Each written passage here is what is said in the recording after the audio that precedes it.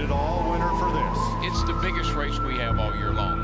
The icons of this sport have all starred on its biggest stage. It's the great American race. Trust me. I won the Daytona 500. I won the Daytona 500. Pull them belts tight one last time, boys. Light the fire.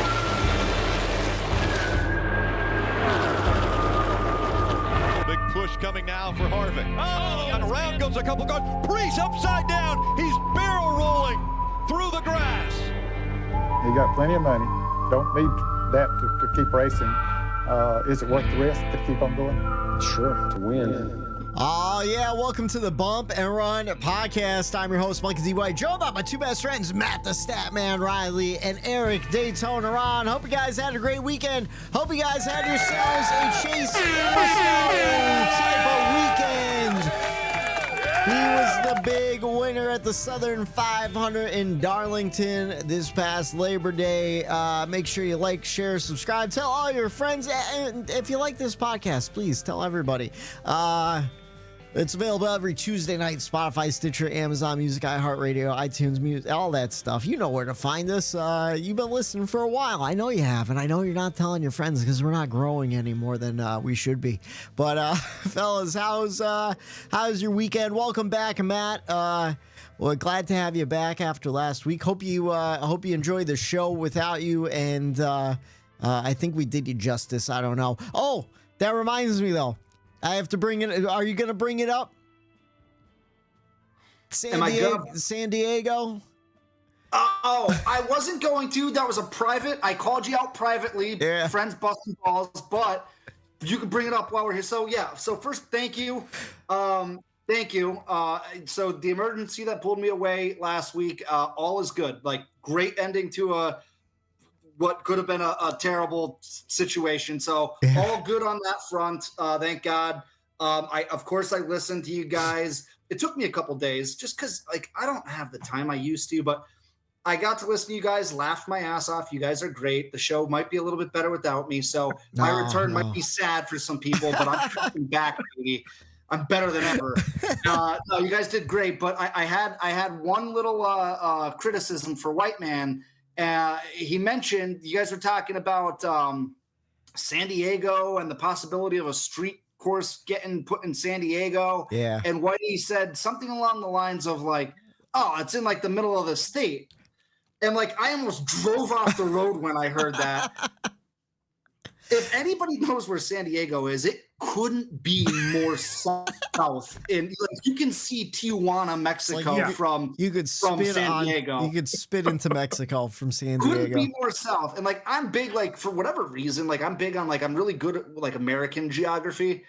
I don't know where that came from, but like I am. And so I heard that and I was like, what the hell is he talking about? Well, and so I immediately sent a Snapchat to you busting your balls about that. Well, I'll tell you why. It's because San Francisco is in the middle of California. It actually kind of runs parallel of the top of northeast Pennsylvania. And I confuse San Diego and San Francisco all the time, like more than you would realize. So this isn't the first time I've said San Diego is in the middle of the state to somebody. So unfortunately, thankfully, you're just the first one to correct me, which I don't understand why no one else will tell me. So my bad, guys. Looking forward to that San Diego street race, though. I'll tell you that much. The San Diego street race over the Golden Gate Bridge, baby. Fellas, how's your weekend? Eric, how's your weekend? Good. I'm struggling mentally here, boys.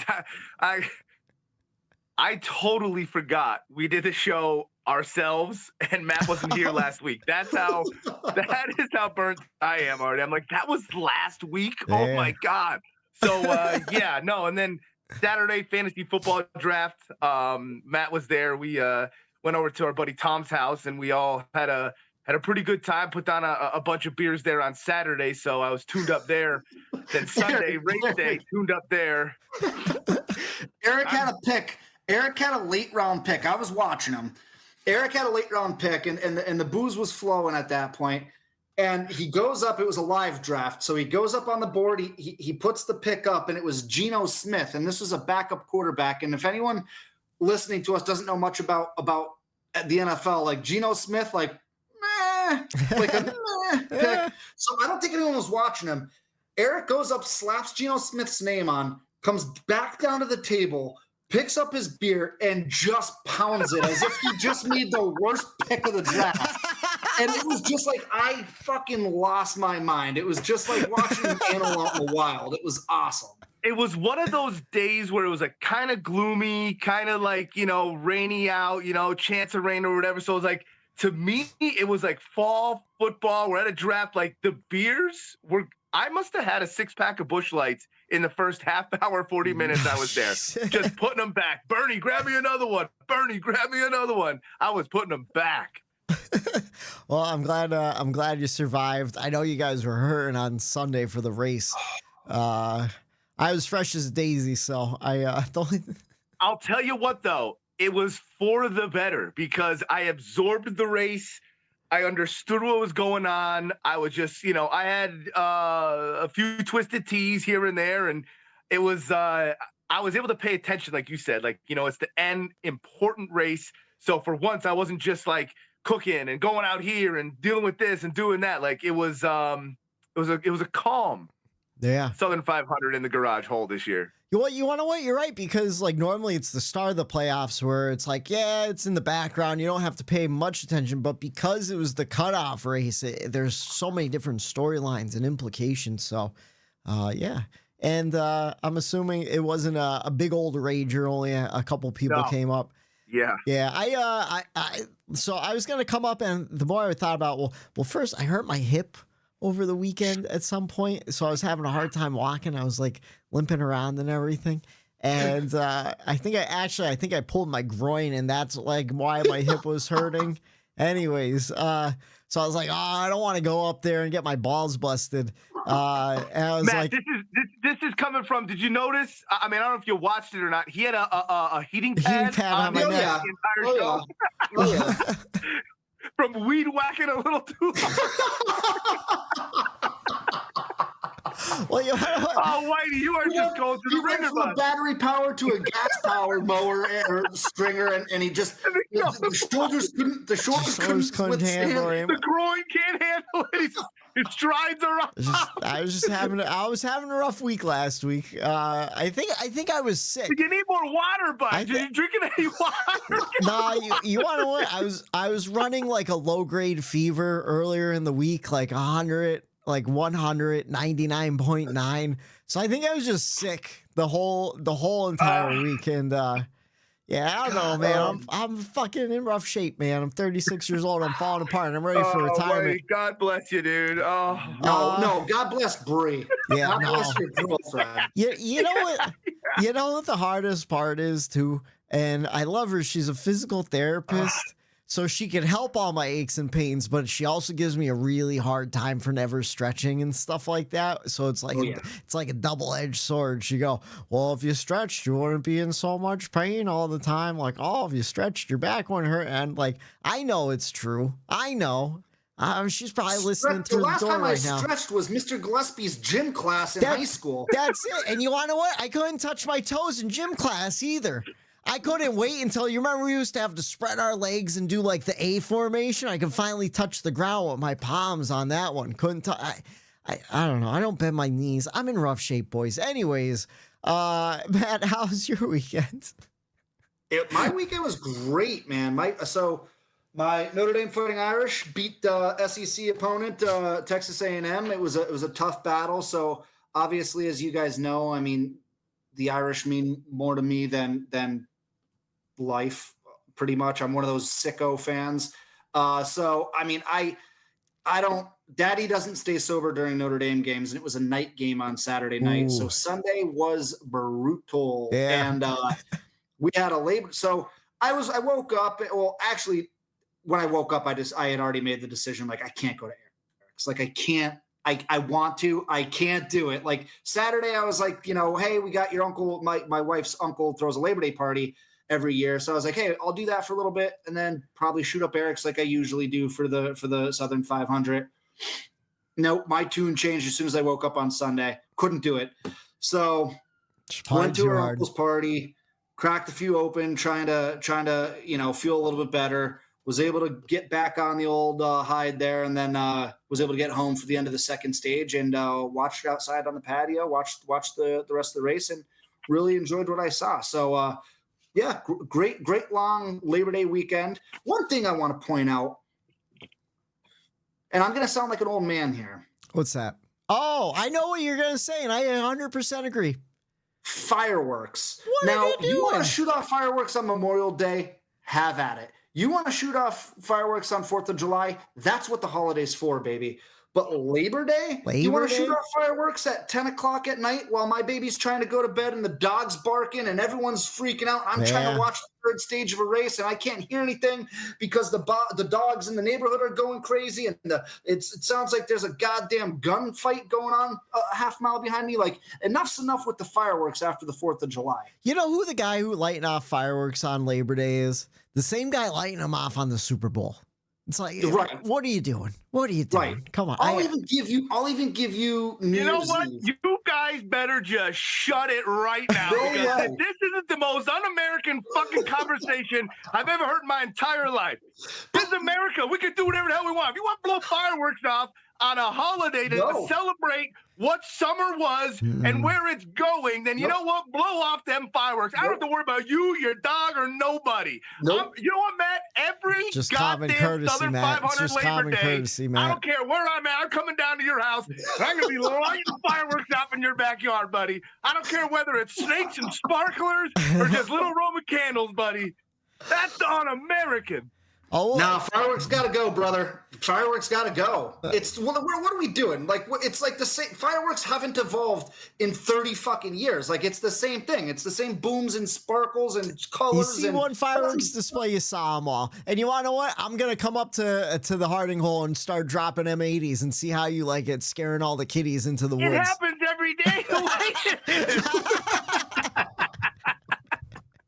No, if it wasn't for my dog having a panic attack, which leads to my son waking up and screaming and causing commotion, like I haven't had this fireworks stance my whole life. It's literally just since the baby's been, since we got Chase 5 years ago is when my stance changed on it. But like, yeah, dude, it screws the dogs up. Like I said, a couple holidays throughout the year, yes, but like Labor Day, like it's not a military holiday. It's not a celebration of anything, but hey, we have a day off because we work our fucking asses off. Yeah, and what do? You're celebrating, you're grilling, you're drinking beers. What's the next thing you want to do? Start lighting shit on fire and blowing shit up. Because that's what we do around here. In the country, you make the holiday weekend with beer and booze, and it's the end of summer, beautiful weather, you're going to start blowing shit up. Trust me. I used to be just like firework, baby. Light them up. I used to be just like Eric until I got a dog too. I was too. No. If the dog's freaking out, the veterans are freaking out. Matt heard fuck him. The dog freaks out every once in a while. Out of 365 days, let the dog suffer for a little bit. Because then he doesn't know how good he fucking has it. You know what I mean? Every once in a while, I need to rattle his cage. Bitch, you go underneath that couch for a little bit. Fuck your thunder blanket, you pussy. Get out there and take a shit.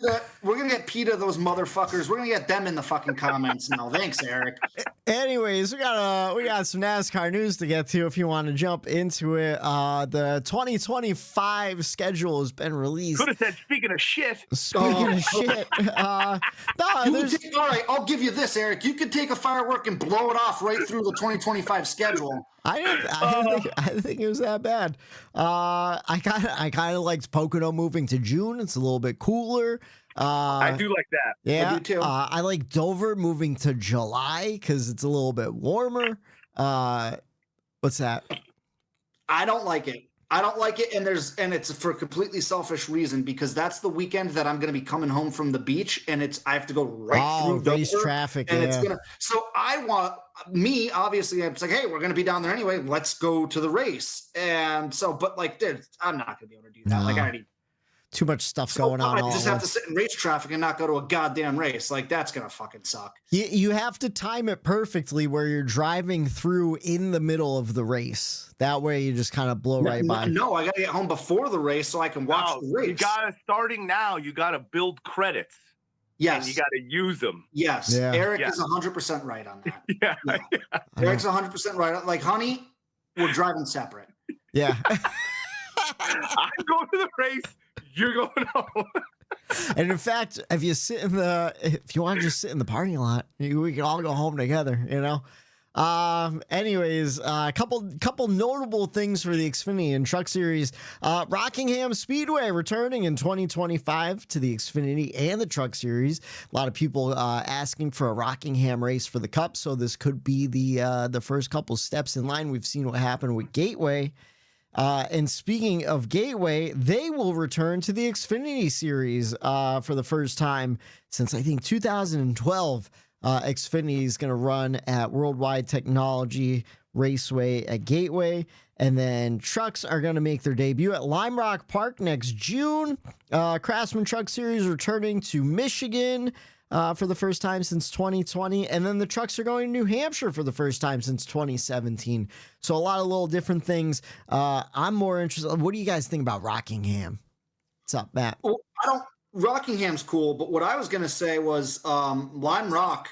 Lime Rock Park? Anything that brings any of the three top series to the Northeast, I am all for, man, because the Northeast, obviously we live in the Northeast, has some of the best racing fans. All three of us have been all over the country seeing races, and the Northeast has some of the best racing fans you can imagine.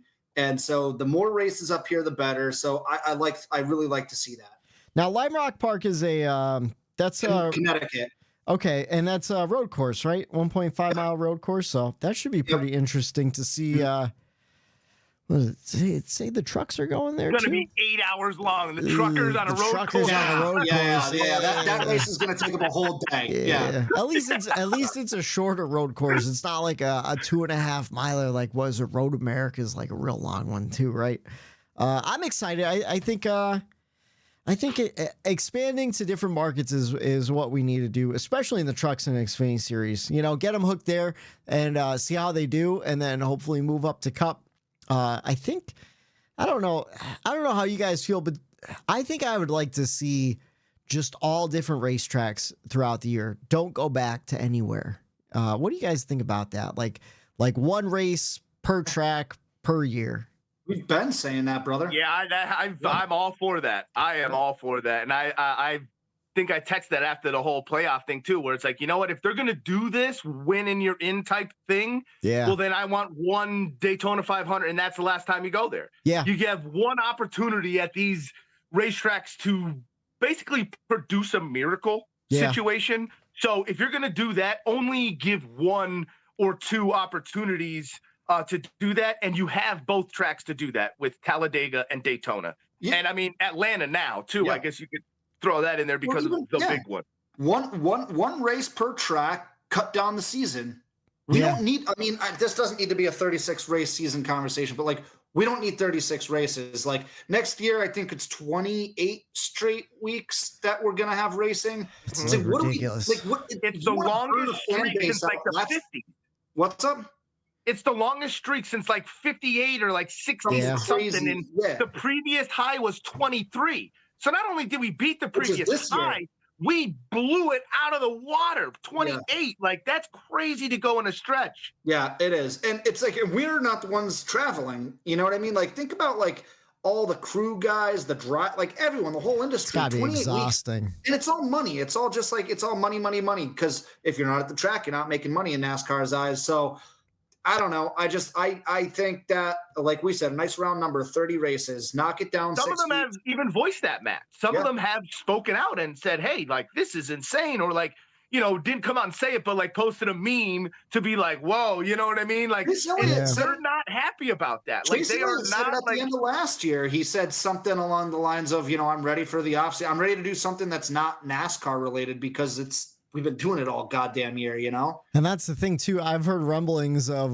networks want more racing. They want more weekends. No. Yeah. The season, we've been joking about it. If you've been listening to us the past couple months, like we've been joking about it that the season technically ended on Sunday night with the regular season. Like it should end Labor Day weekend. Yeah. Like that should be the end of the season. Don't go up against the NFL. They want to. Like they want to take on the NFL for whatever reason, but I don't know. This is where we start getting burned out, man. This is where it starts. Start getting tired. And that's why they created the playoffs in the first place, because fans get tired at this point in the season where it's like, man, we're kind of exhausted. We're burnt out a little bit. I know a lot of people on like NASCAR radio, like callers will call in and say like, what do you mean you want less racing? That's insane. I thought you were a race fan. But it's like, it's a grueling grind, you know? Too much of a good thing is still too much. Too much. You Oh, know, yeah. we love NASCAR enough where we devote all our time throughout the week and a couple hours on Tuesday nights to doing a podcast. We love it. We love talking about it. We go to races. We spend, like Eric said last week, we spend thousands of our own dollars on races and gear and everything like that. We fucking love this sport. But also, if like Sunday was the last race of the season, this past Sunday was the last race of the season, now the season's over until Daytona, I'd be totally okay with that. And two, like if they want to be like NFL where they talk about, comparing this and that, the length of a season in the NFL, could you imagine if the NFL just wanted more money, right? So they're already adding games to the schedule, which the players don't want because of the abuse. Imagine they'll go from 18 games in the NFL to now you go to, let's say, 24 games in the NFL. By that 24th game, there's going to be 6 or 7 of those games in between that now mean nothing because they're going to have to rest the players that are bringing the people to the stands because they're not going to be able to be healthy. And then the product at that point, you don't have the best players out there on the best teams competing at the highest level. Now you have banged up teams. Basketball you have mediocre sees that teams all the time, playing right? a longer season. You're not getting the best product out of that. So in my eyes, NASCAR, you go from 36, you go down. Like, granted, you got to give him credit because, he's still hanging in there. But, hey, what have we talked about? Matt, Martin Truex Jr., the last couple of years, he burns out at the end of his season. If this season was shortened by 10 races, Martin Truex Jr. might have won multiple championships at this point. But I think it does take a toll on certain drivers and teams. And, it has to have an effect when they're behind the race car, stamina, mentally. So I don't think it helps by adding anything. I think it'll only help, and the drivers will be at their best. Their optimal shape and race skill will be in a shorter season. I think that's why you see some of these guys hanging it up early too, like Eric Almirola and stuff like that. They've noted like, oh, I just want more time with my family. That you want to do with your life. Yeah, it's not the grind. It's not that they get bad and behind the car. It's not that it's the car where they're hurt. No, it's just the grind. They're tired of the grind. That's literally the hardest part of some of these drivers' weeks is just the travel back and forth. Like, forget the sim time and their actual practice of their craft. It's the travel. And then do the real math, how many weeks the season really is, because there's 36 races, right? Not counting the All-Star weekend, not counting the Clash weekend. So really that's 38. You put a weekend in between the Clash and Daytona, that brings you to 39 weeks. And then you give them that one off weekend. That's 40 weeks out of a 52-week year. That is 12 weeks off. That is nothing. That's less than 2 months, right? Because there's technically like 5 weeks in a month, really. So it's like 2 months, 2 months and 2 weeks. It's almost 3 months. Yeah. But still. It's like that's a fucking grind, man. It's less than 3 months. Yeah, it's 2.5 months. So right. I don't know. Plus, that's not including all the extra shit you have to do at the end of the year, the awards banquet, all that stuff. I'm sure those guys fly right out of Phoenix, right onto vacation, though. But whatchamacallit, other than the schedule, not a whole lot of news to talk about besides a couple Xfinity guys going here and there. Brandon Jones moving back over to JGR from Junior Motorsports. I know Eric went on a rant on Twitter in our DMs today where it's like, and you're 100% right. It's like just paid drivers clogging up talented rides, That's it. That's all it is. But he's done nothing at Junior Motorsports. Even when they announced he was coming to Junior Motorsports, I was like, why? Why? Yeah. It's money, I guess. Nothing at Gibbs. He did nothing at Gibbs. Then he went to Junior. He did nothing there. Now he's going back to Gibbs to do nothing there again. Yeah. It's like, I'm just tired of seeing these cars and these rides at top teams that are just being used and abused by CEO, daddy knows a guy, and here put you in the ride. It's at a certain point, it's one here and there. It seems to be like now there's multiple people that are taking that road to this Cup Series, and that's only going to hurt the sport. You know what I mean? When you have these, especially you see it, not going to name names or anything, in the lower series already starting that route into the sport via money. And, I think we could talk about the car and how it's affecting the racing and, this and that. But I just think the quality of the talent is there.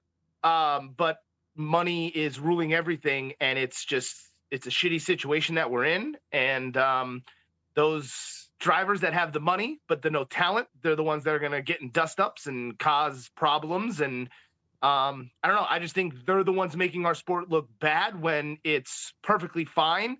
And I just wish talent really was the thing that led you to the cup level.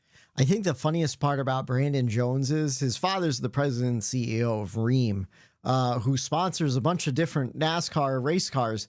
But I rarely see Ream sponsor Brandon Jones. So he doesn't even put the company name on his own kid, which I just think is absolutely hysterical. Something that I do take serious and I think is awesome is Trackhouse Racing team owner Justin Marks says he's eager to field Shane Van Gisbergen in a Chili Bowl ride this coming winter. What do you think? What do you think about SVG trying his hand at some dirt racing at the Chili Bowl Nationals? I love it. I think he's gonna love it. I think that's gonna be something where you better watch out. You get him out there and he runs well, man. I feel like that guy just takes to anything that he gets behind, and there's a good chance he picks it up quick. And I think he is honestly having the most fun out of any Cup driver has had in like the last 10 years. He just puts a smile on my face every time I see him because just like, I'll try it. Yeah, I'm having a good time. Everything is just, he lets it just fly off and on to the next day. What's he running away from? What's he running away from back in New Zealand? I'm going to just stay here for a while. Oh, yeah. But I think he realized, by the end of this, we're going to talk about the playoff bracket. And when it comes to the Final Four, dirt guys are going to be there at the end in that Final Four. Oh, yeah. So, all crafts, all skills, get behind the wheel SVG, and you better hone them all in because they'll come in handy. Okay, so Eric is not taking Harrison Burton to the Final Four. Interesting. Speaking of dirt guys, though, we got a couple dirt guys winning the races down in Darlington. Christopher Bell won the Xfinity race. Did you guys get a chance to watch the Xfinity race on Saturday? Nah, busy with the NFL fantasy football drafts. I didn't get a chance to either, to be honest with you. I didn't get a chance to watch any Xfinity Series racing really this year. I told you guys already. My Xfinity Series season is pretty much, now that college football is back. It's all gone. Yeah. Understandable. And then another dirt guy, Chase Briscoe. He led 4 times for 29 laps. The race lasted 3 hours, 55 minutes, and 14 seconds. We saw 7 cautions for 39 laps, 26 lead changes among 11 different drivers. We saw Chase Briscoe, Kyle Busch, Christopher Bell, Kyle Larson, and Ross Chastain round out the top 5. Interesting enough, too, Kyle Busch and Christopher Bell finished 2nd and 3rd this race, and they finished 2nd and 3rd last race, too, which I thought was an interesting little stat. Fellas, what'd you think about the race in Darlington? We'll start with Daytona Ron for the race grade. I gave it an A. I thought the race was awesome. I love the switch that they made Daytona Darlington. I thought that was good. Junior said it earlier in the week where he's like, Darlington is like Mount Everest. And to climb Mount Everest, to solidify your spot in the championship, it is no small feat. It's Mount Everest. He's comparing it to an insane thing. And I'm like, that makes so much sense. Like Daytona is that, yes, like everyone has a shot, but then at Darlington, you have to really have it together and go out and earn it. And I thought we saw that happen.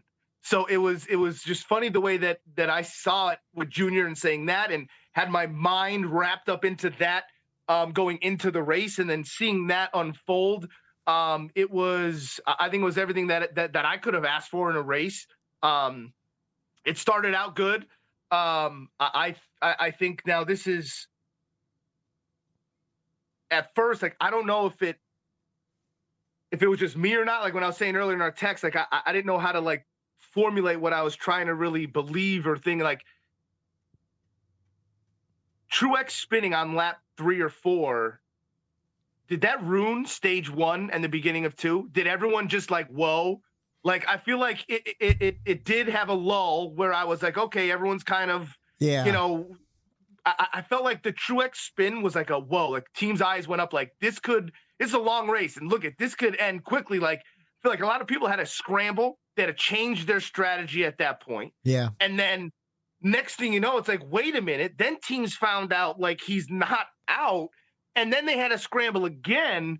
And I don't know if the Truex spin on lap 4 ruined the race or if it helped the race. I think it did a little bit of both in certain timing aspects of it. You just had the roller coaster of everything going, It was, So you have that involved in the middle of it. And then, man, it started bringing me back in. And then when you had Wallace out in front, so like everybody, the cutoff line, everything was involved. The championship was involved. The cutoff line was involved. Big wreck. So everything you want in one of these cutoff races essentially went down. And, you had an ending of a lifetime too, where it was kind of a heel turned hero going to try to make it in. And it's, once again, back-to-back weeks room for Kyle Busch to win himself in. And, the excitement level there just couldn't have been more the last 2 weeks with the way that this just played out. So kudos to the switch. And I had to give it an A. It was phenomenal. Yeah, I agree with everything you said there. How about you, Matt? What did you think? Yeah, I gave it a B+, but an A is applicable as well. I'm right there with Eric, everything that he said. We had, how about that move that Briscoe made, that pass that got him to dude, what do we, that was awesome. You want to talk about a guy earning his way in, he earned it there. I still hate the winning in thing. I still am not a fan of the manufactured playoffs and all that, but that was a cool moment there.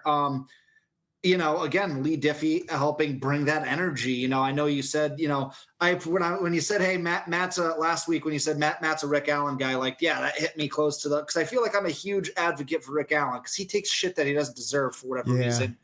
But I've really, really enjoyed Lee Diffie a lot. And so, and he brings that energy. And then, like Eric said, you asked me 3 years ago, 4 years ago, would I find myself sitting there screaming my heart out for Kyle Busch to win a race? Holy shit. Or are you I was all of us, I know all of us were we're the biggest Kyle Busch fans. It's can he do it? Can he freaking do it? And he came close, but at the end of the day, those tires at the end, he was blowing by cars 3 clip at a time. And I'm like, here he comes. Get up there quick. Here he comes. And it wasn't meant to be. And then Briscoe had that move to take the lead. And I just really loved everything I saw there at the end. It was kind of, Larson running away with it the first 2 stages, but things were interesting. It was building up and it was building up and it was building up to the end of this race, to the end of this season. And you have the Reddick situation going on and you have Larson out front and who's going to win. And it was a great dramatic end to the season. Yeah, I agree with both you guys. I give it a B+ / A-, right on the line there, where as I was watching it, like you said, Larson kind of ran away with stage 1, stage 2, where in stage 2, I'm this is kind of boring. But it was slowly building to something. You had some guys trying a little bit different strategies and whatnot with tires and everything. Tires played a huge factor too, where I think, what was it? Kyle Busch only had three lap difference on his tires before he started making up ground. Is that correct? Or I think it was a little more than 3. Yeah, I'm trying to think because At a certain point, some guys had 3-lap better tires and they were coming through the field, but then there was that big one that happened and it kind of threw all that strategy out. And I can't really remember. I should have watched the replay again just to refresh myself. But yeah, see, that's why in the stage one, like you're saying, like I kind of knew until that first stage caution, you don't know what anyone's going to, that's when the race really starts. Yeah. Because then okay, Ross Chastaine, he doesn't want to do what these other guys do because now you can't do the same thing. If the 4 drivers are trying to get in at the cut line, well, you can't do the same thing as all of them. And if at the championship at the front, you can't do what everyone else is doing up there either. So, you had to wait until that first caution came out to really see what teams were going to do what and what the other reaction of maybe one team doing something, what was the other team going to do? So, I kind of had that mind frame going in that stage one was going to be like, let's feel out. And I think all crew chiefs were playing a mind game of what are they going to do, So I was okay with stage one being okay, but man, there was still a lull in 2. Yeah. And this is where I was trying to figure out why maybe there was a lull or why I thought it was because at a time in my garage show, I really haven't been paying attention, but nothing really has been going on. Everyone stayed the same. And I'm like, no one's really moving around. And I didn't know if I should have blamed that Truex thing of putting teams on the air of whoa, Let's pump the brakes and see how this plays out. It's a long race. Don't push it too hard. I think some of that was true too. I think the first stage was like, who's going to try to get stage points? It was talking about like the cutoff line first. Like, I feel like that was the storyline because again, the top 10 wasn't moving a whole lot. We saw glimpses from Bubba Wallace running pretty well. Tyler Reddick in the top 5, like those guys kind of stayed in that area, all of stage 1 and then like half of stage 2. And then you start seeing guys like, oh, let me try to short pit, see what happens, try to make up time. Yeah. And that's when you need cautions for tire wear. You have 10 cars on this tire strategy. You have 12 cars on this tire strategy. That's when you start getting passing. That's when you start seeing comers and goers. So like you do, I understood sometimes why NASCAR would throw a caution. Sometimes, you know what I mean? Like, 'cause there are times when everyone, like, let's bunch these guys back up. NASCAR to throw one, but when they do throw it, when you don't want it, like, listen, we've all been there. But we kind of needed some kind of a little bit more mayhem in the middle there to maybe like shuffle the strategy around to get some of that moving and back and forth. And I think that's what we got in the third stage to kind of revitalize us. And then I remember like looking at where it's like, yeah, we still have like 100 something to go. Like there's still like 120 laps in this race. And then that's when it started getting like real interesting where like, I'm just going to jump into my checkers because this is my checkers. All of the different battles, storyline wise, all kind of came together in that third stage where you had, we were watching Larson lead and Reddick is sick and he's trying to still win the regular season championship. And he has to make it to, I think, 5th position or better when Larson's in the lead to take over that championship. But then also we're looking at Buescher and Bubba Wallace fighting for that last cutoff line. And then Ross Chastain kind of came in at a certain point where it was like, oh, can Ross win this race and stuff? And then it all ended with that battle with Kyle Busch and Chase Briscoe, 2 guys out of the playoffs. And then like, I don't know, just that triple screen that they had going on, like that was really cool. And that was awesome. Yeah, that was awesome. And that kind of all happened in the third stage where it's like, oh yeah, all of these little storylines of this race have come together where it's like, this is it. And then it was over before I knew it. Like those last 100 laps ended so fast. So so I was drinking, so I knew when they went 3 screens and the booth was doing an amazing job kind of talking about each screen as it went. Yeah. I actually, like I said, I was out on the patio. I actually sat up on the couch and as if leaning forward was going to help me pay attention more. Yeah. But like I said to myself, like, this is where the season comes down to. They've got 3 screens going. They're literally telling the story of the season in all 3 of these. Like, that's when I was like locked in. I think I even texted you guys, like, I just got locked the fuck in because like now I have to pay attention. Like here, the whole season comes down to this. And it was awesome. It was fun to watch that all go down. The booth did a fantastic, again, Diffie and Letarte and everyone, Burton, they did a great job of telling that story. Yeah, I agree. And that move, that Chastaine on old tires to restart that he had. Yeah. He was laying it out. I could not believe the restart he had, and he held on to it. I don't think anyone believed the restart he had on those tires, you know? Yeah, I'm like, he must have just been saving in the back, like barely even used it. Like, what was he doing? Like, that was impressive. Like, it showed to me, okay, he's trying everything. He's giving it his all with old tires, strategy, even cutting out late to even stay out there to do that. Hey, if you're going to win, you can't do what everyone else is doing. So I thought that was a hell of a restart by Ross Chastain there to even stay out in front. Matt, you said you were on the patio. I have to ask you, how bit up by mosquitoes are you right now? Yeah, we talked about that too. I was like, I don't know about you guys, but I'm getting lit up bad. I was watching on the front porch.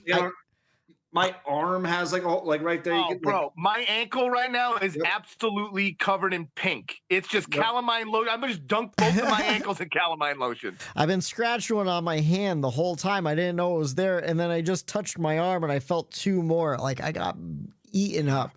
That's when I was like, all right, it's time to go inside. It's weird too, because it was a nice, cool evening. So like I eventually just went up and got a hoodie. So at least like protect my arms a little bit. But like all summer, the mosquitoes weren't as bad as they were in the coolest evening of the summer on Sunday night. No, it was real bad. They must have hatched on the river or something like that. I don't know. But that's all I have for my race grades. You guys want to jump into the checkers and wreckers? 3 wide for the lead.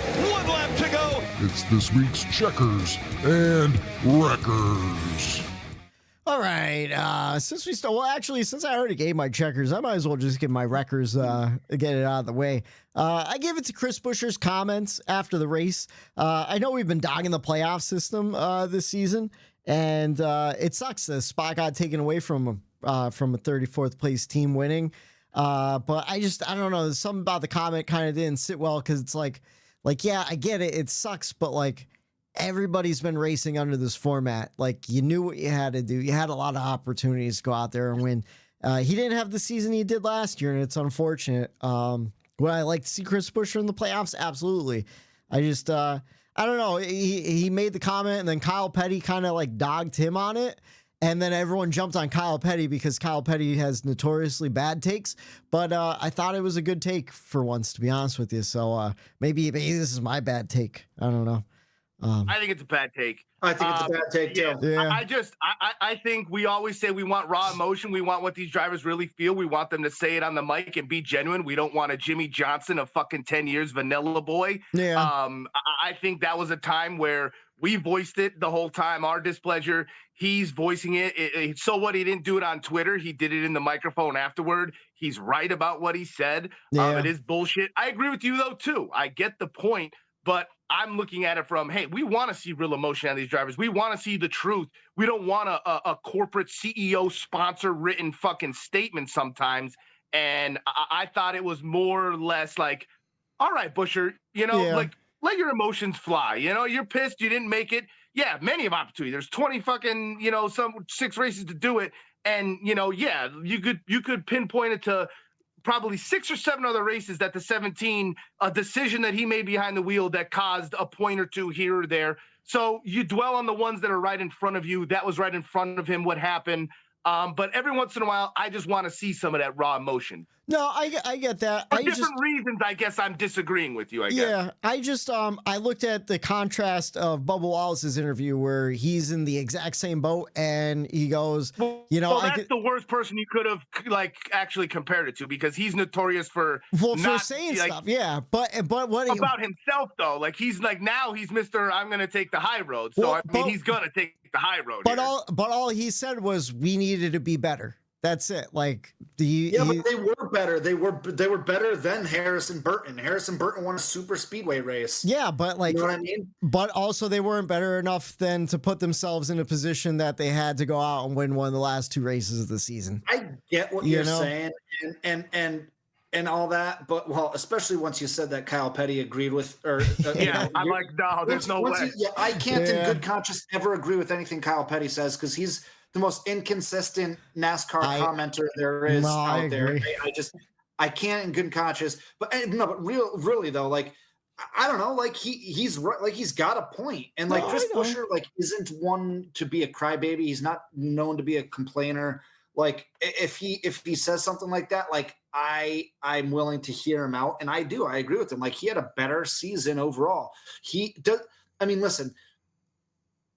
Does he deserve to be in the playoffs anyway, being 15th or 16th? Like, that's a different conversation. Probably not. You know, Race Grub mentioned it in the comments on last week's episode, you know, where, you know, those guys, anyone really outside of the top 10, do they really deserve a shot at the championship? Like, yeah, exactly. Probably not. Like, what are we doing? But, like, he deserves it more than, like I said, like a Harrison Burton does. Why? I agree with that. Harrison Burton got lucky on a super speedway and won a race. Like, no, I totally agree on that. It's just like, I don't know. I feel like you knew what you had to do to go out there and do it, and you didn't do it. You know, like it sucks, but like at this point, but I still think like I like the emotion. I think too, it comes down to Reddick won the championship. Yeah. And Reddick's the one that pinched him into the fucking wall and took him out in that race, wasn't it? Yeah, it's true. Yeah. So, I mean, obviously, there's more than just one thing on his mind there, too. Not only didn't you make the playoffs, but the guy that just won the championship was the one that squeezed you off when you had one of your chances to do it. And we could say, oh, you had so many chances to do it. Boys, we all know. Yeah. It's hard to win in this sport of NASCAR. I mean, so really, are there that many chances to win? No. Basically, Eric Jones has 3 super speedways in Darlington. So Chris Buescher's same thing. Like I don't know. Like I get where he's coming from in the emotional standpoint, and I kind of like that he's that irritated about it. Yeah. You know.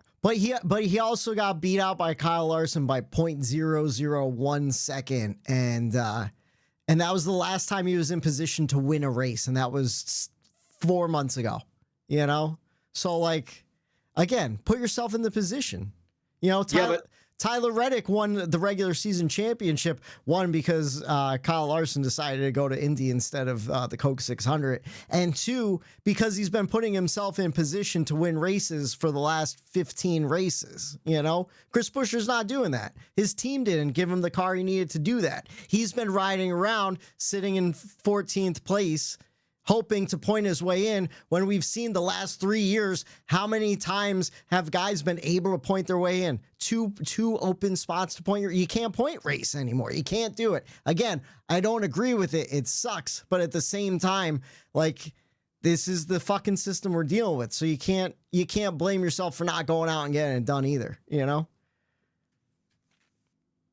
You know what I mean? I think it's the reach. I'm sticking with it. I just think it's right. You're contradicting a lot of stuff that you've been saying to us the last couple of weeks too, and it's just like,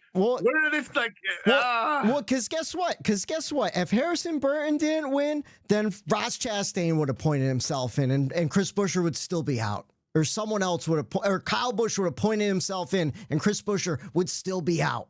You know. So, like, I still think it comes down to the whole take the playoffs thing away, and we wouldn't be worrying about fucking 16th place. Well, yeah. If we just had a season-long point standings. No, I agree. But again, I'm just saying, like, he's blaming the system for not getting in instead of his inconsistency on the season too. You know, like, I don't know. Anyways. Well, I mean, coming from a Reddick fan, I could see why you would not like that. Yeah, that's why. Because he wants to kill himself after he gets out of the car every single week. So, yeah, like, and he finishes third. He's like, yeah, we could have done better. Chris Buescher has 5 top 5s this season. You know, Bubba Wallace has 5 top 5s. They're the same. Ross Chastain 4. You know, they're all fighting for the same like cutoff line. I get it. It sucks that Harrison Burton's taking up a spot.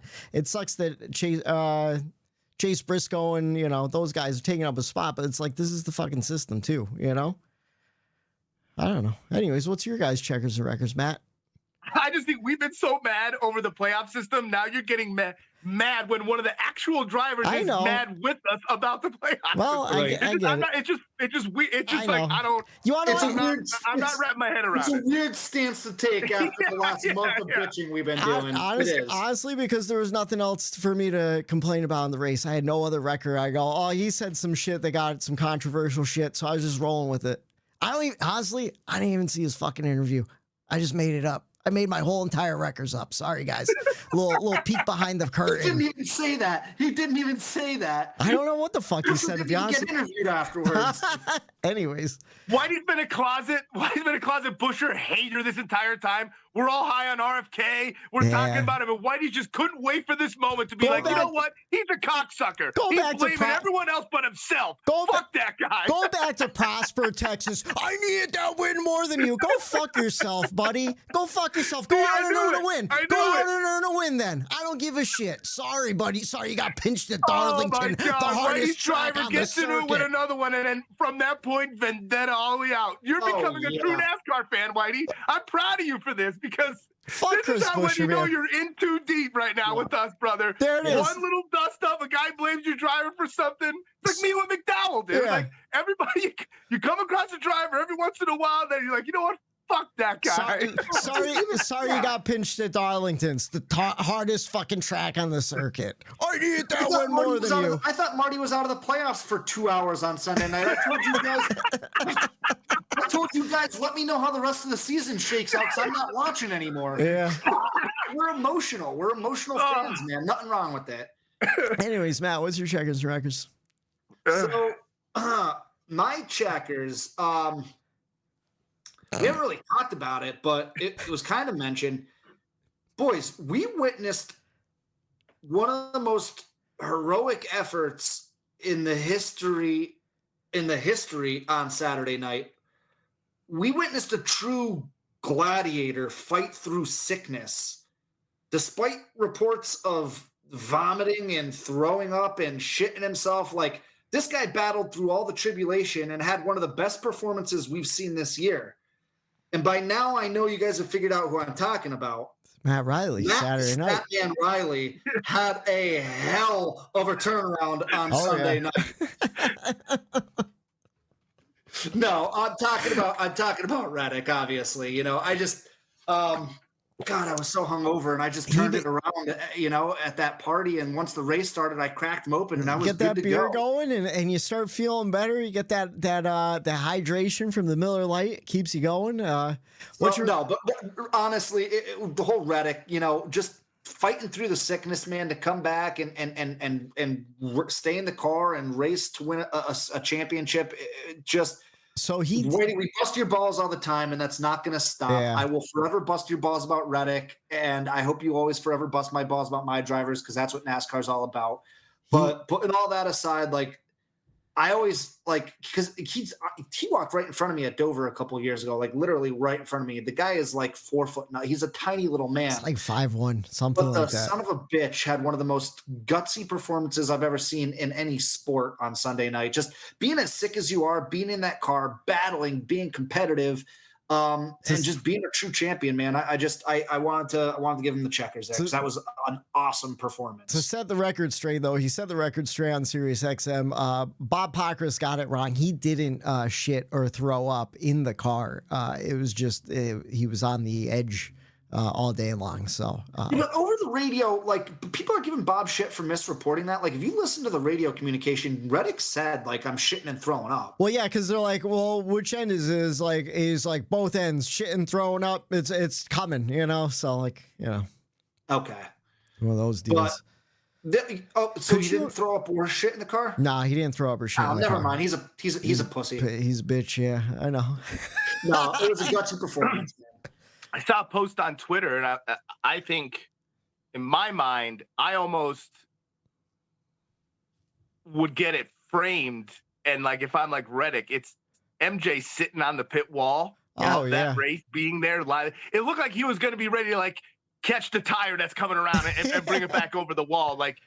That was cool as hell to me, seeing MJ there and them talking and appreciating he's a true owner and he's involved with the sport. He goes to a ton of races, and to me, you have a chance for a championship, you be there, and MJ was there. Yeah, and to me that meant a lot as a fan of the sport. I think if you didn't appreciate that and see that picture of him just sitting there at the lighting, it was just a cool picture that I'm like, man, that's iconic. He's at this, like the flu game, Reddick's already sick with everything, and MJ's there.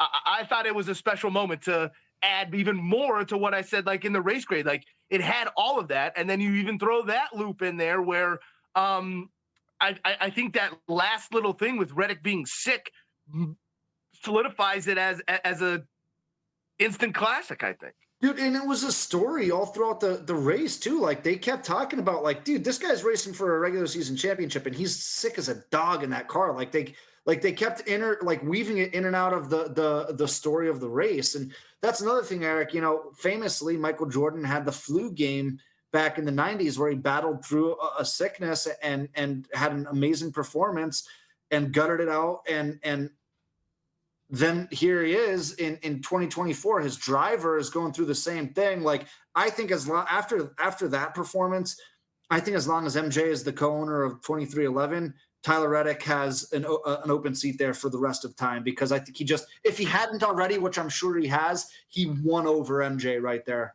Yeah, I thought. White man, is Reddick a big drinker?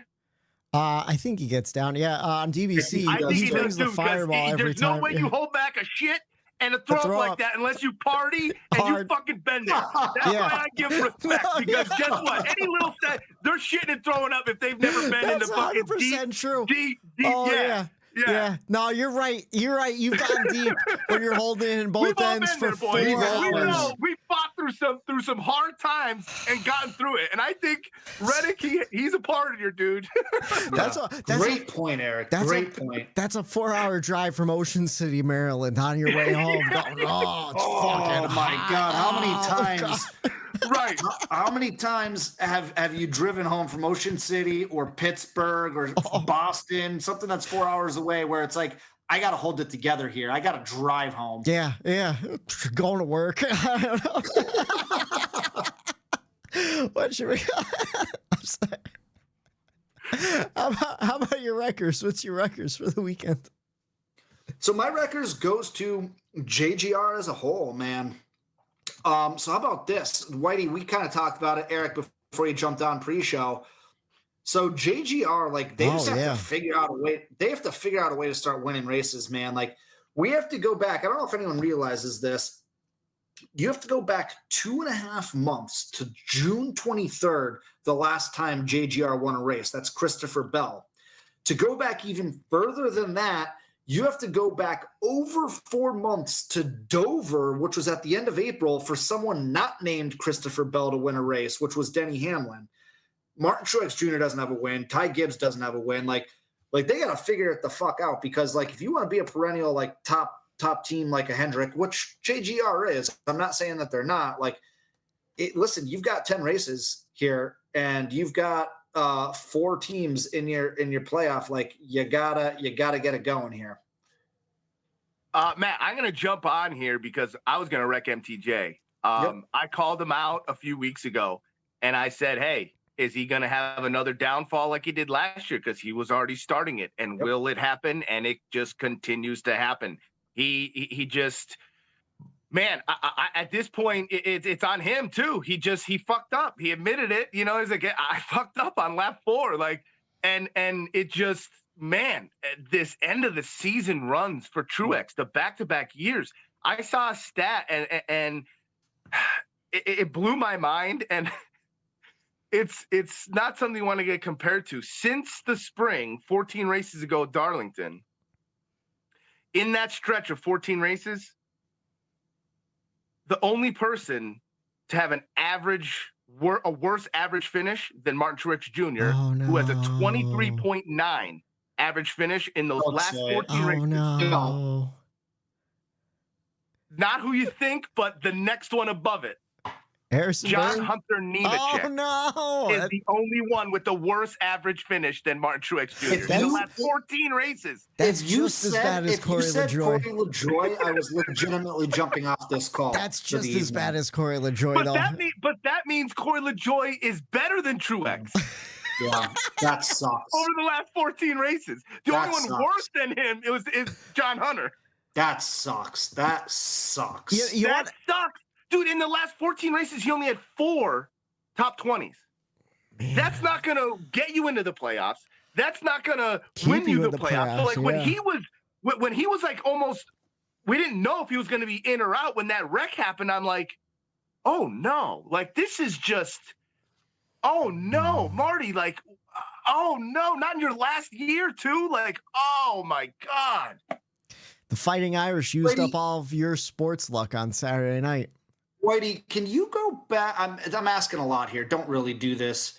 When you came out of the closet? What episode was it when I finally came out of the closet and opened up to everyone that I've been on MTJ? Don't do it to yourself, Matt. Don't do it to yourself. Was it Darlington? Was it the Darlington episode? It might have been. Because it was right around that time. Was me coming out of the Chase closet? won the week after you said it.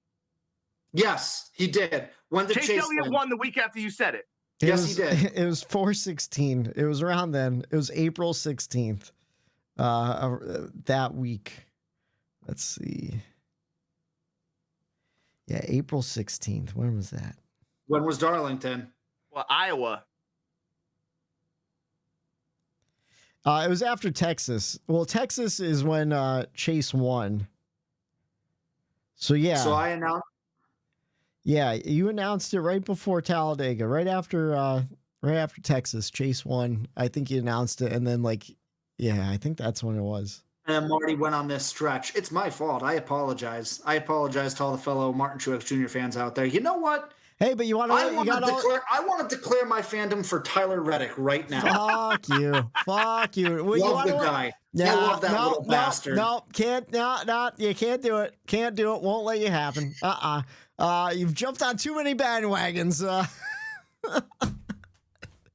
Josh Berry's your new man. Come on. How about Chase Briscoe getting the final win for SHR? Because I don't see them winning again this season. So perfect segue, Whitey. Chase Briscoe, who saw that coming? He earned that win. There's no other way to put it. I mean, he was running in the top 2, 3 entire race. Yeah. Excellent car, gutsy performance. We talked about it. Darlington, last race to get in, tough, grueling, long. You have to get through it. Yeah. Like, that is not an easy thing to do. And he went out there and took it. Passed 3 cars in that one turn and just threw it down to the bottom of the apron, said, I hope this mother sticks. And he sent it in there. And I'll tell you what, about the only time ever that Larson has a judgment behind the wheel of, okay, I'm going to give up this spot. I shouldn't be here. He gave that spot up and let Briscoe in front of him, and Larson choked up. And normally any other race, Larson's like, no, this is my spot. He takes out, he gets in. Nope, I was there. You slid into me. And he is this is my spot. I think I deserve this. I'm taking it. Yeah. And for once, he didn't do that. And I think that really allowed Briscoe to be up front there. And oh my God, I thought Larson was going to be typical Larson, hold that middle line, push everyone 3 wide and exit. And he would have taken himself out. I think that's the reason. I think Hendrick knew, hey, in the instance, I guess he really does think about it sometimes, because there's times I'm like, there's no way he thinks about anything other than right now. Yeah. Other than winning. Yeah, I'm going to win this race. For once there, he actually let off and said, you know what, Briscoe, you're going to force this 3 wide. Big picture. And I was shocked at that. But Briscoe earned that. He was my checkers, race winner, playoff car now. I thought it was awesome of him, the emotion that he showed for Tony and getting, at the end of that race. I thought that was awesome, knowing that they're no longer a team and whatever, to get the 14 car into the playoffs. I just thought that was a sweet little thing that I don't know if people caught at the end in his interview, but shout out to them, because he gave him the opportunity there and he believed in him. So I just thought that was kind of cool. Briscoe too, to really give Tony that shout out. So my checkers goes to the race winner. Hey, I want to point out, I don't know if you guys realize this or not. So like I said, I was for the first little bit of the race, I was at that Labor Day party, and I got home, and like I said, I was watching on my phone at the party, obviously trying to pay attention as much as I could, but you're mingling and talking. You're not getting the full experience. I couldn't hear what was going on. So I got home and I asked you guys, hey, can you guys just give me a real quick cliff notes of what's going on, just so I'm caught up to speed, yada, yada, yada. So Larson goes, Larson just kind of running away with it. And then Whitey, I don't know if you realize this is at 8:16. Bella's had flashes and Briscoe somehow running second consistently. Oh, yeah. And I remember looking at that text message and going, huh. And I got the TV up and everything outside, and yeah, Briscoe's running second consistently. He'll probably drop off at some point, typically. And he just never did, you know? So yeah, I just thought that was cool that you kind of said that when I asked you what was going on, and it stayed that way. He won the race, obviously. Yeah, it was about 45 minutes before the end, with too. These teams, though, like RCR. Where did that performance come from? Where the fuck does this come? Like, right. I don't understand. Like, it had my mind in a fucking blender since it happened. I'm like, if you could do this at the end, it happens at the end of the season all the time, where these teams out of nowhere, boom, boom, boom, and it's like, wait a minute. If you have the opportunity, the power to just pull whatever you can for this last-ditch effort, do it earlier. Do that first-ditch effort in the first fucking 10 races so you're not worrying about points and shit at the end of the 10. They seem like they could get shit together in such like a crunch time situation. Like, where does this perform? Like, how? It's like, what do they figure out? Like, what little minute detail of the car did they figure out to make that speed? You know, like, Eric, I think that's what it is exactly what Whitey said. I think it just takes the whole season to find that one thing. Information here and there. You gain a little here, you gain a tenth there. And I think it just takes up until this point in the season for some teams to just be able to click. Because RCR after the Olympic break, you start the whole year over, and then you're back at a fucking same sheet again. You know what I mean? Like, it's. That's the thing, man. Yeah, but I think people also get better, and teams the higher your Hendricks and JGRs. Yeah, because then too, you know, teams that have multiple wins are trying shit, probably not running their. Yeah. Yep. And we talk about it with Hendrick all the time, especially William Byron. He cools off in the summertime, and then they light it up in the playoffs. Because he takes the Jimmy Johnson approach. You win a race in the first three, and then you play games, and you let Chad Knaus and yourself just figure little things out. Literally, you are just an engineer behind that race car with your crew chief the whole rest of the season. Little things, their objectives every week, they probably had something they wanted to figure out. Okay, we checked this off. Okay, we didn't do this, but we almost did that. And every week, yes, it's about winning, but it's also about growing. And because I hear EJ talk about it, where you might come in 15th or 23rd, but they might have won in an aspect at a mile and a half or wherever they were at that type of racetrack. They might have taken that away as a win that weekend from a little thing that they found out. Yeah. You know what I mean? And that might carry on, but you might not see it because we don't go to another mile and a half for another 4 races. Okay, we go to a mile and a half. Okay, you show up there again, you're a little bit better. Yeah. I guess, but it's like, man, I was just like, how do they come out of nowhere at the end of the season? It has been really weird with RCR after the Olympic break, because before the Olympic break, no one was talking about them. And then all of a sudden they're kind of in contention here. I mean, Austin Dillon at Richmond, what was going on with that car? You know, he always runs well at Richmond, but he had a fucking car. You know what I mean? And then Kyle Busch last 3 weeks, Darlington, Michigan. Bro, we talked about it. The Everest. How does a car that's underperformed all year go into a place like that against all the odds and do that? That's why I had to give it to Briscoe too, because it's that's what the odds of that is just crazy. Yeah, I don't remember hearing anyone say this is Briscoe's type of racetrack, or it's you know what I mean? I don't know if it's just that riding the wall like he does, and he was really up there because, man, when Busch was running him down, I go, Briscoe's in the wall every lap. I go, it's just going to take one of these that's going to be a little harder and one that's going to overcorrect. And I go, Briscoe's fucking going to spin himself here. But he didn't. So I thought he was going to do it when KB was chasing him down. I think he did scrape the wall a bunch of times. Couple times. Because I was like, oh my God, KB's going to be able to cap. KB's going to do this. And he did one time close real good when he hit it. It was a heftier hit. And he closed in. I'm like, oh no, this is opportunity. So, I don't know. It's weird how teams find it, but well earned.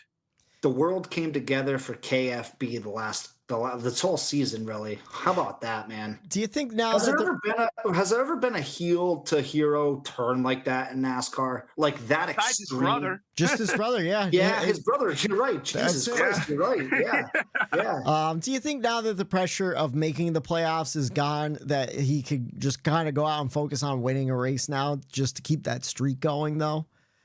I think he's going to win a that's race. been there the whole time. I think he's going to win Bristol. Yeah. All right. We'll see what happens. Let's see. I hope so. God damn it. I want him to win. I do too. I really do. I don't have I'm going to much- be at a wedding. Now It's he can go always and play the Bristol spoiler. night race. It's always the Bristol night race. I'm at a wedding. I'm going to be at a wedding that night. I think he wins playing spoiler rather than trying to go for a win. I think he's going to have more fun saying "fuck you" to a couple people. Yeah. Oh, I yeah. think so too. And ruining he could ruin someone's playoffs since he's not in it. If he was still in it, you're being I want to finish as high as I can. Now that you're not even in it, if anyone ruffled his feathers, he's gonna have his eyes wide open at someone's back bumper. Oh, there's a couple of them too. Speaking of playoffs, though, I do want to get to our brackets, but do we have anything else to add to the race weekend? No, great We weekend. covered it all. All right. And then right here on the Bump and Run podcast, everyone loves to talk about the winner, one Chase Briscoe on a Monday, but we also have to talk about the guy who came in last place. It was Ryan Blaney. He got taken up in the whole MTJ mess early on lap 3. It's unfortunate. Did you catch in his post-race interview where he was saying, like, yeah, I thought, like, Truex was going to spin down to the bottom of the apron, so, like, I gassed it up to try and get around him. He ended up gassing himself right into the wreck. So, And what have I been saying? what's that? Oh, Some of these drivers, they don't slow down. They friggin' gas up. they're trying to when get these positions. cautions and shit Yeah. come out. Like, Oh, yeah. to gain position. I go, it's. I know it's happening out there. I know some of them do that. He got bit by it. Before we get to our Atlanta picks, though, do you guys want to go through the bracket, our playoff predictions, if you will? So Yeah, right, we'll go our 4 out each round. yeah. So right now, locked into the round of 16, we have Kyle Larson, Christopher Bell, Tyler Reddick, William Byron, Ryan Blaney, Denny Hamlin, Chase Elliott, Brad Keselowski, Joey Logano, Austin Cindric, Daniel Suarez, and Ryan Bowman. Above the cut line, below the cut line, we have Briscoe, Burton, Gibbs, and Truex. Who do you guys think do not make it out of the round of 16? So Burton, obviously. What's that? what's up? I said Burton, obviously. Yeah. Yeah. Right. I have Right. Burton too. I think we all have Burton. So yeah, my first 4 out, I have Cindric, Suarez, Briscoe, and Burton out. Okay. My first 4 out, I have Burton, Suarez, Bowman, and Gibbs. Okay. Yeah. Out. Yeah. So I like that. I have a mix of both you guys where I have Truex going out. Yep. I have Burton going out. It was Bowman. between Truex and Gibbs is the Toyota. I It's didn't know who to tough. keep or Yeah. who to switch. And I'm like, veteran Marty, I pull took together. I took Truex. I mean, semi-homer, but also like that black cloud like has to eventually right? like, get out. So like I'm banking on that alone. But My thing was he made it into the playoffs. Him getting into the playoffs tells me that something's going to turn around. They wouldn't have thrown him. He wouldn't have allowed him to make it. The simulation would have kept him out if it wasn't going to something to happen here. That's Right. that's what I'm going with. I took Right. Truex out because he's 16th after the reset. He doesn't have any playoff points to help carry him, and the performance hasn't been there. Where I don't think he Atlanta Super Speedway. He's battling his own teammate at the bottom though with Gibbs. That's what it was between That's Gibbs and him, and I think he See, could out. I think Gibbs is going to have a that's good the stretch thing, at Whitey. Atlanta and The Watkins Glen and performance Bristol. has been there. It's not like he doesn't have speed and he's just fucking like Just the dropped off a finishes- cliff. the Like finishes have- the performance is there. It's just The finishes. The luck has just been killing him. No, I agree. I just think he's going to get taken out in Atlanta, and that's going to be it. I have Bowman going out like Eric does, and I have Daniel Suarez going out. I have Austin Cindric, Chase Briscoe, and Ty Gibbs staying in. I think we might see a flash here and there from all three of those guys to keep them going into the next round. Okay. And then after the round of 12, who do you have going out? Round of 12, I have Bowman. I do have MTJ getting out at the round of 12. I have Gibbs getting out. And then I have Joey Logano. Yeah. Yeah, I agree, Matt. I have Logano out. I have Cindric out. I have Truex out. And I have Briscoe out. So at this point, and then Whitey, go ahead. Yeah, so at this point, I have Gibbs in the round of 12. He's staying in the round of 12. He makes it out of the round of 12 of me. I have a feeling he's going to go on a weird little run in the playoffs. A lot of these tracks look good for him. We got Kansas coming up, stuff like that. Briscoe, who I had advancing to the round of 12, does not make it out of the round of 12. And then Austin Cindric, who I also had in the round of 12, is not making it out. Joey Logano's not making it out of the round of 12. And Brad Keselowski is not making it out of the round of 12. Okay, so we're similar besides Truex and Keselowski, where we have the same exit in that round. We're all getting pretty close down to the final 8. And then next round of 8, the next 4 out. So your final 4. Couple surprises is the 12 is out. Your defending champion. Yeah. The 24 is out. The 9 is out. And Keselowski is out, which means that my final 4 is Larson, Bell, Reddick, and Denny. That's exactly what I have, Matt. Wow. All right. So I have Bell winning it. I have Larson. I also have Christopher Bell winning it. I have Larson, Bell. I had Denny winning it in the beginning of the season, but obviously as we've caught up to the year, I'm allowed to change that. I mean, I'll go both ways, because if Denny wins the championship, I'm going to be like, I told you so. But also hedge those bets, Seeing how the season's played out, I also believe that the 20 is the champion. Yeah, obviously, I don't think Ty Gibbs is going to make it out of my round of 8. I don't think Chase Elliott, Denny Hamlin, or Ryan Blaney make it out. And Blaney was a tough one.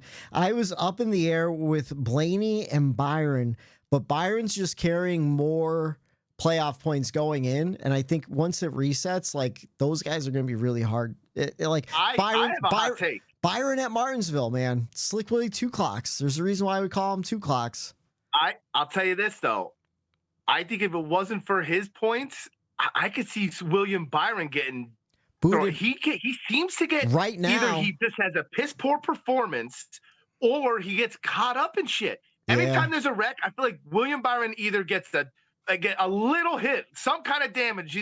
He has that going on for him still. And like, I could see him maybe being a surprise where it's like, oh shit, how didn't William Byron make it this far? I can see it. I think he gets in so much shit because he's like running like 8th through 16th all the time now. And I think once the playoffs start, he's going to be back up front. He's going to be running top 5 every week. I'll say this. This is probably the hardest year I've had from start to finish filling out a playoff bracket. The hardest year I've ever had, where it's like, I don't know, like any one of the guys outside of like maybe Harrison, Briscoe, Suarez, like any one of those other guys can advance. I think even one of those guys realistically, I guess, can advance, especially with when you have Talladega thrown in there, the Roval thrown in there, or I'm sorry, is that the round of 12? I think Briscoe, talent-wise as a driver at any given racetrack, and someone hooks him up with a car underneath him, is the best of the people at the bottom that just made it. I agree with that. I mean, I'm sorry. Atlanta, Watkins Glen, Bristol, to a certain extent, like you have great a couple. For him. For Briscoe, those 3 tracks are wonderful. Really, that's why I kept him in.